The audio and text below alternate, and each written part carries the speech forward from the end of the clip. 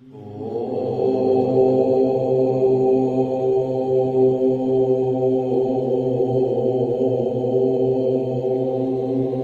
salutations to Shri Sadguru Yogi Nareyana Thathaya. Satcharitra of Shri Sadguru Yogi Nareyana Thathaya of Kaiwara.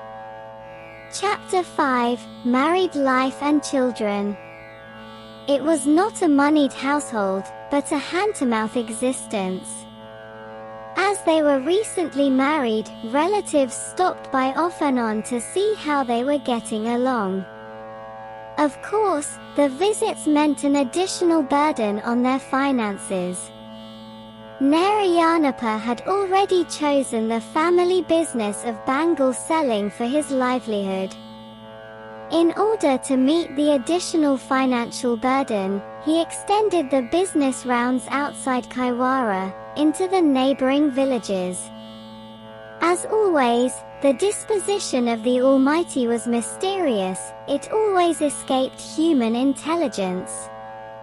One day, Nareyana got up early as ever, freshened up, observed the rites of worship, slung his bangle sack across the shoulder, and was about to leave for his rounds. Strangely, his wife, Muniama, who has never questioned his routine before, stopped him, and said, "From today, I want an account of your business earnings of the day as soon as you are home.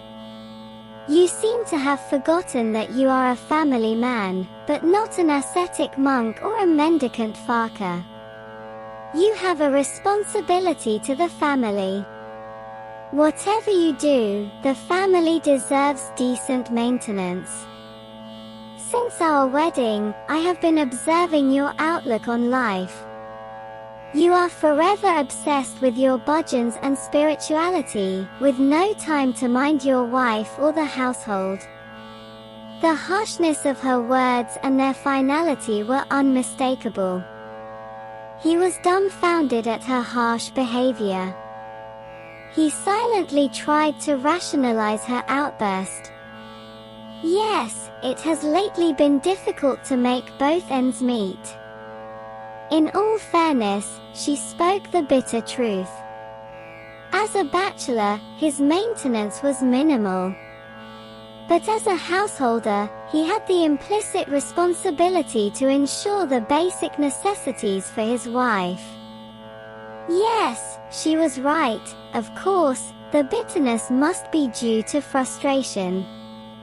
On these lines, he reconciled himself to her sulkiness, but never berated or slapped her.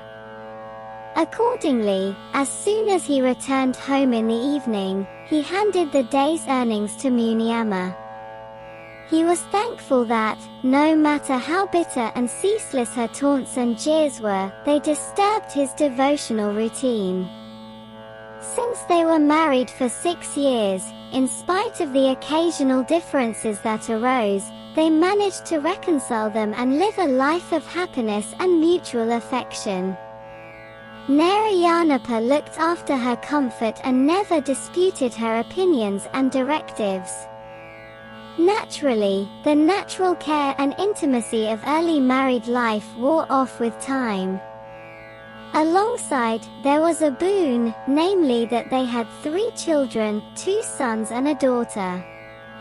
He named his sons after his father, Peda Kondappa and Sinna Kondappa.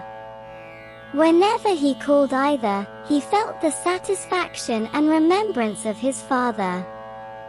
Likewise, he named his daughter after his mother, Madama, and brought her up with all the love and indulgence possible. It is, however, not as if Nareyana had a very comfortable family life. The domestic hardships were endless, but he faced them with a stoic attitude. For one thing, his faith in the divine disposition was inflexible, so he entrusted everything to it. As ever, his wife never stopped ridiculing him about his incompetence in running the household, but he cultivated great endurance so as to not compromise the dignity of family in society. With the grace of Sri Yogi Kaiwara Nareyana Swami, this is the end of chapter 5.